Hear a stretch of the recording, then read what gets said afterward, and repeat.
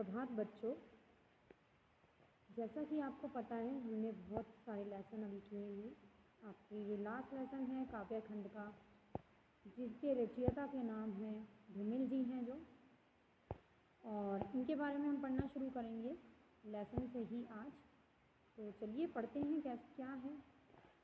चलिए, धूमिल जी का जन्म जो था सन 1936 से 1975 में हुआ। ये जाने माने लेखक थे श्री सुदामा पांडे धूमिल, जिनका जन्म जो था 1936 में बनारस वाराणसी के पास खेवली नामक गांव में हुआ था। हाई स्कूल की जो पढ़ाई थी वो इन्होंने यहीं से की और जल्दी ही कमाने लग गए थे बेटा।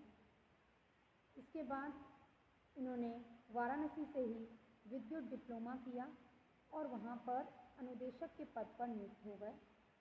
समय से ही पहले इनको दिमागी कैंसर हो गया था, जिस वजह से इनकी अकस्मात मृत्यु हो गई थी।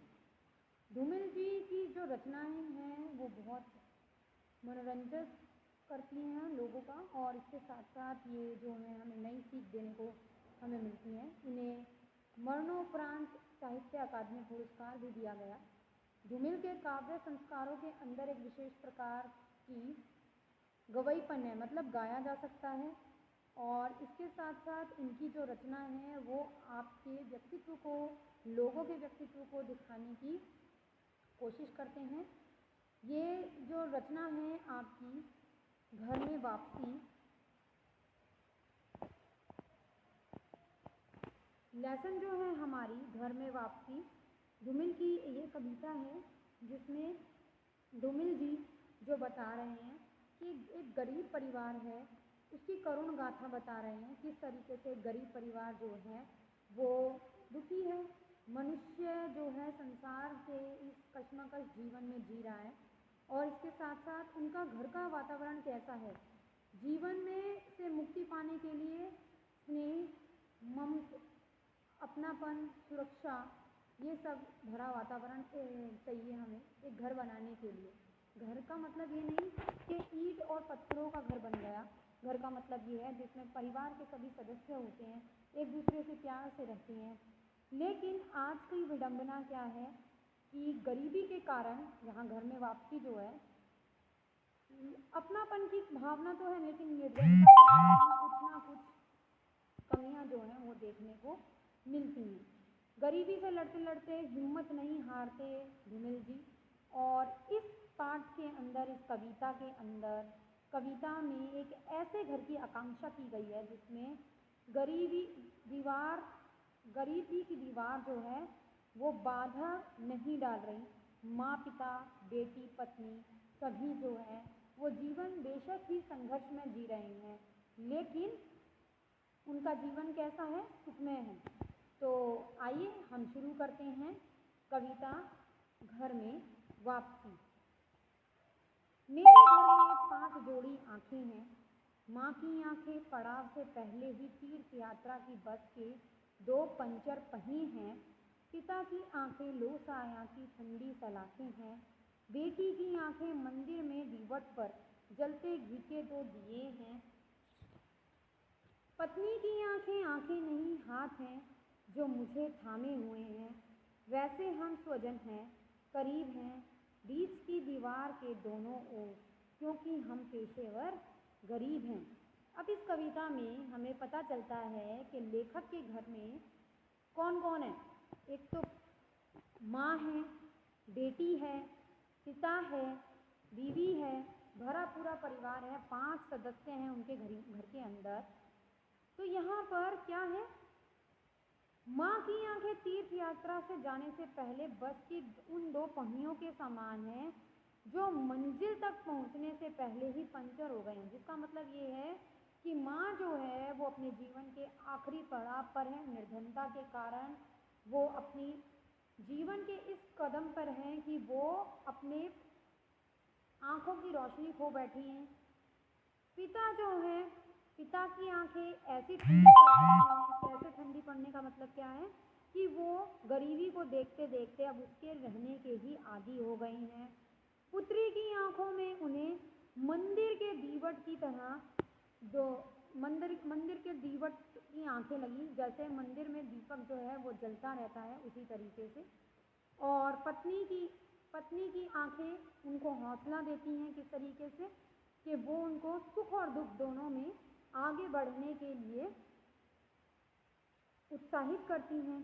और यह गरीबी की दीवार, यहाँ पर लेखक क्या कह रहे हैं कि वो सदियों से गरीब हैं और ये गरीबी उनकी सदियों से चलती आ रही है, इसीलिए वो यहाँ पर अपने आप को पेशेवर गरीब कह रहे हैं। तो यहाँ पर विशेष क्या है, पड़ाव में पहले और पंचर पहिए में अनुप्रास अलंकार का इस्तेमाल किया गया है। ठीक है बेटा, इसके बाद आगे बढ़ते हैं हम। अगला पैराग्राफ, रिश्ते हैं लेकिन खुलते नहीं हैं और हम अपने खूल में इतना लोहा भी नहीं पाते कि हम उससे एक ताली बनवाते और भाषा के भुना सी ताले को खोलते, रिश्तों को सोचते हुए आपस में प्यार से बोलते, कहते कि ये पिता है, यह प्यारी माँ है, यह मेरी बेटी है, पत्नी को थोड़ा अलग करते, तू मेरी हमसफर है। हम थोड़ा जोखिम उठाते, दीवार पर हाथ रखते और कहते ये मेरा घर है। यहाँ पर लेखक क्या कहना चाह रहे हैं कि रिश्ते तो हैं लेकिन आपस में खुलकर बात नहीं कर पाते और ऐसे भी नहीं है कि वो एक दूसरे को सुख दुख बता पाते।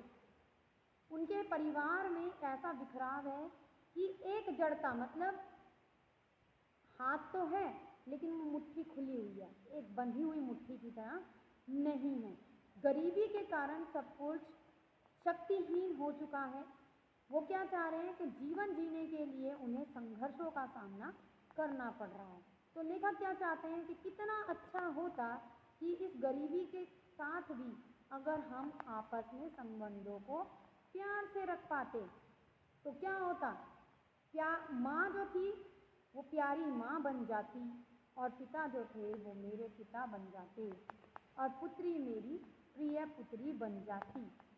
पत्नी को थोड़ा अलग क्यों बोला गया है, क्योंकि वो आपस में वो उनको क्या है, हर जोखिम में, हर सुख दुख में आगे बढ़ने के लिए प्रोत्साहित करती है, इसलिए उसको अलग कहा, थोड़ा सा अलग कहा गया। हम थोड़ा जोखिम उठाते, मतलब आपस के संबंधों को और अच्छा करते, दीवार पर हाथ रखते, मतलब मकान की दीवार पर हाथ रखते और कहते ये मेरा घर है। यहाँ पर ये मेरा घर कहने की बात क्या कही गई है कि घर सिर्फ ईंट पत्थर से नहीं बनता, घर बनता है घर में रहने वालों के आपस के प्रेम से। तो लेखक इसी के माध्यम से यही बताना चाहते हैं कि हमें क्या है, आपस में प्रेम से रहना चाहिए, चाहे हमारे पास आज पैसा है या नहीं है। अगर दिलों में प्यार होगा तो हमारा कच्चा घर भी महलों जैसा होगा और अगर दिलों में प्यार नहीं है तो पक्का घर भी कच्चे घर जैसा ही है। तो आपको ये लेसन बहुत अच्छे से समझ में आया होगा बेटा। इसमें जो विशेष है जोखिम उठाने का यहाँ पर बताया गया है कि ये एक मुहावरे का इस्तेमाल किया गया है और भुनी सी ताला ये एक रूपक अलंकार है। ठीक है बेटा, आज के लिए इतना ही।